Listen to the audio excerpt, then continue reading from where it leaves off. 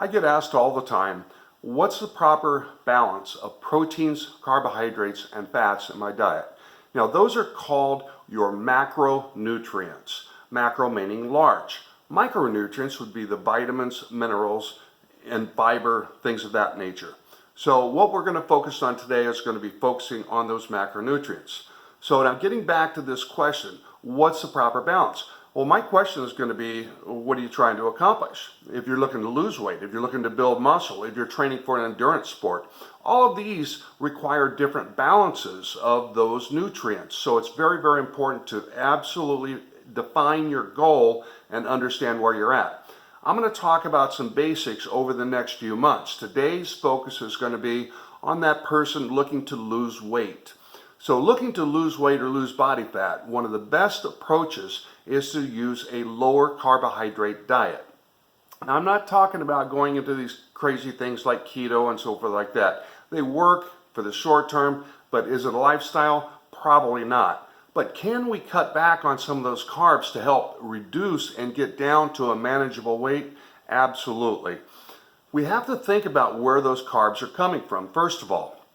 So we're getting a lot of those carbs in the form of pasta, breads, rice, potatoes, things of that nature. So we have to really start to think about and look at what we're eating. Now, one of the easiest things that I've done is this, is I've looked for foods that are kind of on that keto side. So you can get breads that are keto friendly. You can get tortillas that are keto friendly. You can get pastas that are keto friendly. So these are the types of things that will help with the lower carbohydrate and increase the amount of fiber in your diet. That equates to what's called net carbs. Now, the net carbs are total number of carbohydrates minus the total number of grams of fiber.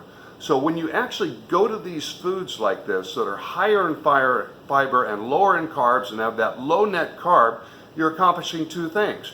One, you're cutting back the carbohydrates in your diet.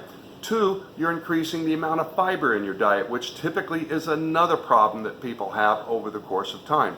So not a bad way to move forward if you're looking to lose weight. Understand this, that the problem really came into what we were taught years and years ago. 30 to 40 years ago, we were taught that you should be taking in 50, 60, even 70% of your diet in carbohydrates. Well, back then we were a lot more active. We burned a lot of those calories. We used up a lot of that energy. So that was fine. Today, we're not as active.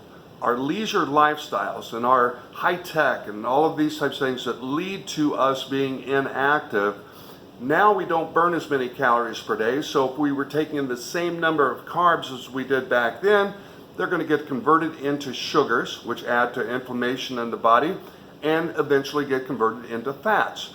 So we want to try to cut back on those carbs if at all possible. So look for those foods that have low net carbs, high fiber, and try to stay away from those other foods that have a lot of carbs. Another example of this, I was a proponent for years, absolutely staunch against almond milk. I drink it all the time now. I prefer it instead of regular milk. Regular milk does have a lot of carbohydrates in it, so making that switch, cut back on those carbs, help my body lean out even more. So it's the small things like this that will make a difference in the long run, and you just make these small changes, a little bit here, a little bit there, and do what you're comfortable with. I get it. You're not going to be totally carbohydrate free. But if we can cut back some of that and get that percentage down in the 30 to 40% range of our diet, we're going to make a lot more progress when it comes to weight loss, coupling that with our exercise programs. So let's make sure we read those labels. Let's cut back on some of those carbs, increase that fiber in the diet, and let's watch the scale start to drop.